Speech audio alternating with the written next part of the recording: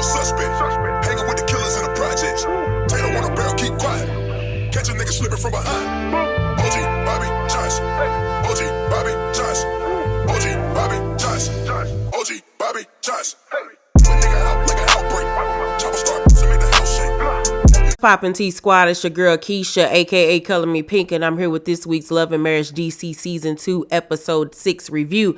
I drop videos Monday through Sunday. Everything that I say is for entertainment purposes only and not to be taken seriously or literally. So if that works for you, then let's get into tonight's review. As you all can hear, I'm doing much better. Thank you all for all of your prayers and well wishes. I had COVID for a week, me and my son, and I'm still congested a little bit, so deal with that. But I'm so much better. So glad that this is about to be over with. COVID is the worst. I swear it is the worst.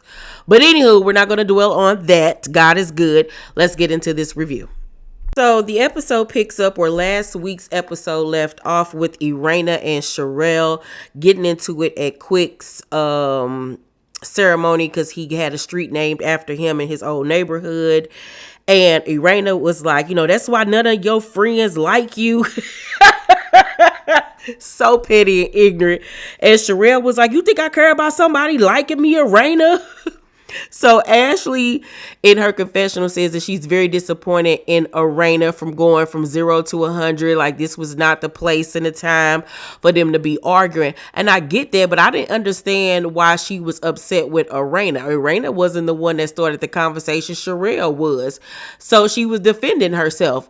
If anything, I would feel like she would have been more upset with Sherelle because you're the one that started the cold conversation when you knew that it was a conversation that was going to go left. This wasn't the time nor the place for it. So I didn't understand why she was so mad with Erana. That was weird to me. So she and Sherelle are separated. They go to separate corners.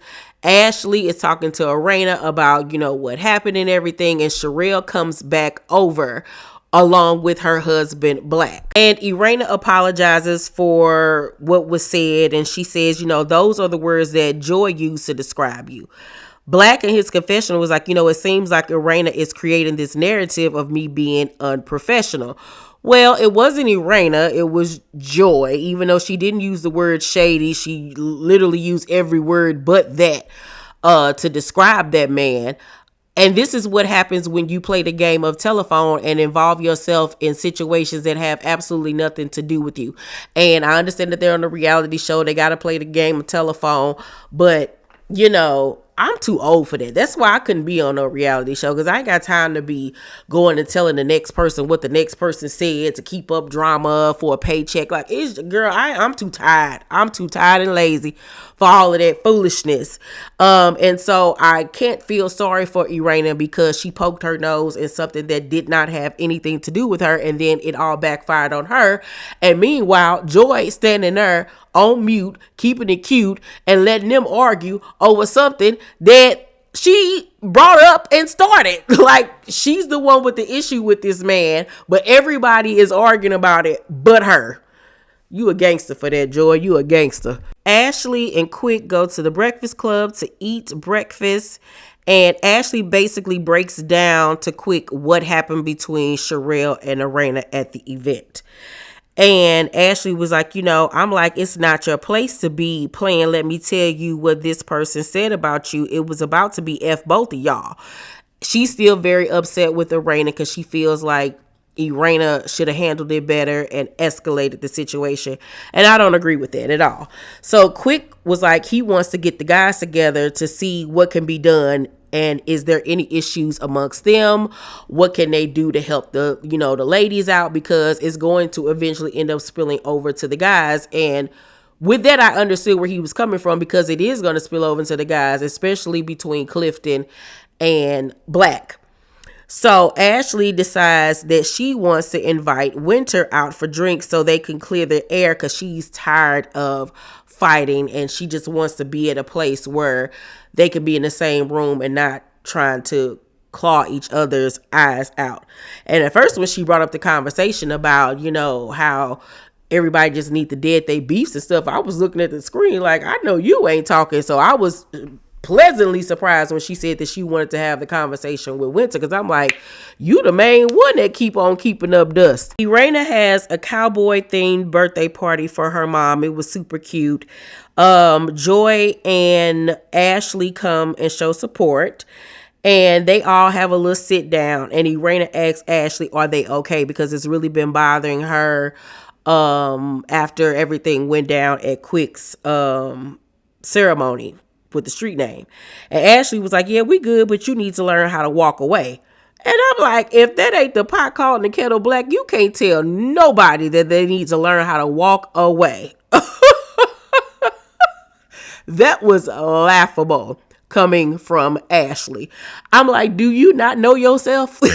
Like, have you not seen yourself? You're the last person to tell somebody that they need to learn how to walk away. Girl, okay, whatever. So Erana urges Joy to sit down and have a conversation with Black, because she says that now she feels like she's in the middle and there's going to be tension amongst the group because of this situation, and Joy refuses. And I watched Sherelle's interview with DJ Richie Sky. It was a really good interview, by the way. I'm going to see if I can get her over here on my channel. And she said in that interview that the whole season, Joy never sits down and has this conversation with Black. And I think that's whack. I really honestly do. It's like, you bring this topic up on the show and say that you don't fool with this man, you don't like him, you taking whatever situation you have with him out on his wife, who was an innocent party, and yet and still you got everybody talking about this whole entire situation, bringing animosity and tension into the group, and you can't sit down and have a conversation with this man. Is that deep for you? Like, at this point, Joy's silly. She's really silly acting to me. And why bring it to the show if you're never going to sit down and have a conversation with him? So you're doing all of that and there's no payoff. Just like how it was with Potomac, with the whole situation between Karen and Sharice. Like, there was never really an ending, a resolve to anything. And it's just like, huh? That's ridiculous. Like, I don't like that. Joy whack for that. And girl, get off of my television screen. Winter meets up with Ashley. She arrives, and the first thing that comes out of Ashley's mouth is, I don't like you. You don't like me. That's understood. Like, it was like, girl, what? But you telling Erana she needs to learn how to walk away from situations, and that she go from 0 to 100. You don't even know how to talk to people. Like, this lady does not know how to talk to folks. And I'm going to give y'all some behind the scenes tea. When I interviewed Ashley last year, this was before the show even aired. I interviewed the entire cast except for Winter and Monique before season 1 of Love and Marriage DC even aired. And when I interviewed her, she came on camera, we did a Zoom, and I was like, hi, how are you doing? And she was like, I'm fine. She was like dilly-dallying, doing something off to the side, like getting herself together, like didn't look at me or anything. She was just like, I'm fine. There was no hello, how are you doing, or anything like that. And I was kind of like, okay. So I already knew going into the interview, okay, she's a little rude and, standoffish, but okay, I'm gonna roll with it. And as y'all can see, I know how to separate my personal opinions of people from my review of them on these reality shows. That's why I be cracking me up when I do get the randos in my comment section saying that I'm team this person, or I show favoritism to this person. I'm like, if y'all only knew, because my impression of Ashley, when I interviewed her, was that she was rude and very standoffish. As the interview went on, she seemed to be more engaging, but like I said, just that initial greeting was just very like, ugh. And I was like, okay. And I, kept that in the back of my head. And it transfers onto this show. She is rude. She's rude and she does not know how to talk to people. And I don't know where she got that from, but she needs to really work on that because it's not cute at all. And I'm like, if you want to sit down and have a conversation with somebody and get some type of understanding and clarity, don't just start off a conversation just being nasty and rude. Like, what's the point? Because at that point, I would have got up and left. Because who you talking to? Like, literally, who are you talking to? So Ashley was like, when Sherelle asked me to come outside and talk, you made it your thing to come over there. And Winter was like, yeah, because I could hear you talking about me 2 feet away. And Ashley was like, because she asked me, what's the problem with you? And I keep saying, I don't want to talk to you. I don't want to talk to you. And then for you to feel so important that you think you're always talked about. And it's like, are you listening to yourself, lady? Like, are you really listening to the words that are coming out your mouth? Because you make absolutely no sense whatsoever. Of course, she's going to come over and say something to you because you were having a conversation about her. And then for you to say, and then for you to feel so important that you think you're always talked about. You were talking about her. What, Ashley? Like, I don't even think Ashley know what 1 + 1 is equals 2, because she's ridiculous. She really honestly is. And it really is starting to come across like she is just a mean girl and a bitch. That's literally what it's coming off across. And I don't like it. I really honestly don't, because you started with this lady. You kicked this whole thing off last season with judging her and her relationship and being rude and nasty about it. So once again, make it clear to me why you don't like this lady when she never did anything to you. So Winter was like, it's not about being friends. We understand that, but how do we make this comfortable if we are ever in the same place? Like, she's still trying to be accommodating and still trying to, talk like she got some sense. And here go Ashley once again, Thompson. It was never going to be no handshakes or hugs. You came in exactly how I thought you would. You are very defensive, whether you realize it or not. And it's literally like, girl, everything you're saying about her is really a reflection of you and your character, because that lady didn't come in defensive. You the one came in defensive and starting stuff. Like, what is going on? Like, am I in an alternate universe and watching a different show? Like, what is happening here? So Ashley says that she wants the girls to get together so they can hash things out because she's tired of, everybody getting into it or whatever. And honestly, I think that her and Winter could be really good friends. I really honestly do. They are a lot more similar than they're not. You know what I'm saying? If she would just knock that chip off of her shoulder, they could honestly be a great duo. So Erana is working on a wig line and Joy comes to support, child. And Joy gets out the car dressed like Punky Brewster. Joy got out the car looking like she got dressed in the dark. Why on God's green earth did this lady got on a yellow and white tie-dye sweatshirt with ruffles on the shoulders of said sweatshirt with camo shorts and combat boots? I don't know what is happening here. I mean, everybody is free to have their own eclectic style, but this is ridiculous. Like, she looked like a latchkey kid. She looked like she got these clothes from the Lost and Found. What is going on, Joy? Like, Clifton could not find this sexy or attractive at all, that this lady is walking around dressed like a 5-year-old, dressed like one of the Teen Nick kids. Like, absolutely not, Joy. Absolutely not. Grow up. So Erana says that, Joy wanted to come play in her wig. She loves her wigs. And I'm like, Joy need to be playing in your closet so you could teach her how to dress. But I digress. So Joy lets her know that she needs her help with this wedding. And Erana was like, did you tell him you don't want a wedding? And she was like, in a roundabout way. So Joy finally reveals, she says that she's hesitant to have a wedding because she knows that her dad won't be able to walk her down the aisle because he's no longer here. And I was like, why don't you just tell him that? Like, that is all the reasoning that you could ever, need or want to show why you don't want to have a wedding and why that's so hard for you. And I don't understand why that's so difficult for her to let him know that. That's one of the things that's really bothering her about this whole entire situation. Guys all get together to go to the batting cage, and it's Quick, it's Clifton, and it's Jamie there first. And Quick was like, I invited Black. Anybody heard from him? And Clifton was like, who is Black again? Like, okay, girl.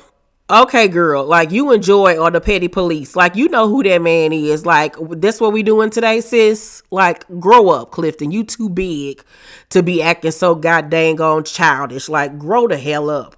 So Black finally joins them, and they have a talk. And Black explains his side of the story of what happened with the whole Mambo sauce situation. And he says, Joy has a problem with the decision that I made. That's the only thing that she can have a beef with me about. And Clifton was like, wait, you sure about that? He was like, yeah. And Clifton was like, you sure? He was like, yeah, I'm sure. I don't like that because you weren't there. All you can do is go off of what these two people tell you and what Joy has told you. But you can't just automatically make this man out to be a liar just based off what your fiance said. Yeah, you got to ride with your fiance, but at the end of the day, you were not there. Just like Sherelle was not there. It's his word, her word, and the truth. But to come at that man talking, you sure? You sure? Miss Sassy Pants, please sit down and have several because you're getting on my nerves. So Black was like, it was a drummer that quit the band, so we got some people to fill in so we can go on tour. Same thing that Joy said. Then he says, now mind you, the manager left, and so I was placed in the manager position because I'm the quote-unquote leader of the band. We go on tour. A brunt of the responsibility is on me. I'm tired, so the drummer who was a part of the band before we left, she was helping me with the business. So she wanted to come back. So I'm like, yo, if she's going to help me with business, then I would love to have her come back. Now, him being the manager of the group for that time period, Joy didn't bring that part up. Everything else he's saying is what Joy mentioned to Erana.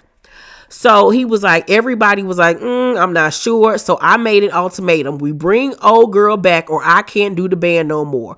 I'm not a manager. I just want to create. So obviously the band didn't want that girl back. So he decided to leave the group or whatever the case may be. Joy quit the group and all of that type of stuff. I can understand Joy being upset, but to say you hate this man because of this, that's a bit much. And so that's why a conversation between these two are so needed, because Clifton was like, I've heard it's issues deeper than that. Okay, well, I'm tired of the he say, she say. And if Joy ain't gonna put on her big girl panties and face this man face to face and put it on the table about what the issues is, then what was the point of her bringing it up on television? What was the reason? And we ain't gonna get no closure this whole season until I guess we get to the reunion. That should have been a demand from Carlos and them to make her sit down and have a conversation with him, because that's stupid. Stupid. So Black was like, we need to have a conversation because evidently you're being fed wrong information. And Clifton was like, how am I being fed wrong information? Dude was like, because, people don't want to look stupid, So Quick was like, if there's an issue with you and Joy, y'all need to talk. So Black was like, I just want to be clear. I don't have a problem with Joy. She has a problem with me, but yeah, we do need to talk. So he's made it obviously clear that he has no problem sitting down having a one-on-one conversation with her, but we'll see this season that she never sits down to have a conversation with him. So at this point, I'm going to choose to believe what Black's saying, because she being a punk about it and not go sit down and have a conversation with this man. And that's annoying. Then at the end of the episode, all the ladies meet up to have this, group conversation. So it's Joy, Erana, Ashley, and Ashley, best friend, I forgot her name. They get there first. And Ashley mentions the fact that Joy got on sneakers with her outfit. She might as well just told her, girl, you look a mess. Meanwhile, we all cute and you got on some dang on wrestling shoes. Where are you going, girl? So one of the waitresses was like, is this the whole entire party? And Ashley was like, no, it's some more people coming, but like, this is like the important people. Like, who talks like that in their 30s? Like, girl, please, this is not the revival of Mean Girls. Sit down. Winter and Sherelle arrive. And baby, whoo Lord, Sherelle, I need for you to never wear this wig ever again in your life. I need for you to never wear this rainbow blue jean jacket. I need for you to never wear these lace stockings, these red boots. Never. Just burn the whole outfit. Burn it, because this was giving me Chewbacca. Like, you're already a statuesque woman. You don't need nothing that's gonna make your features even bigger, because she's a gorgeous lady. She just doesn't know how to dress. She don't know how to dress for nothing. She don't know how to dress for her body type or nothing. Girl, holler at me, Sherelle, so I can get your fashions together, girl, because this was not the one nor the two. You look like one of the prostitutes in Pretty Woman, child. Absolutely not. But when she arrives, she speaks to Joy like she always does, and Joy gives her a dry eye. Like, girl, that lady ain't did nothing to you for you to be treating her like that. I don't like Joy. I'm sorry. I tried. I don't like her. Not feeling her at all. She's ignorant and silly acting to me, and I'm just over it.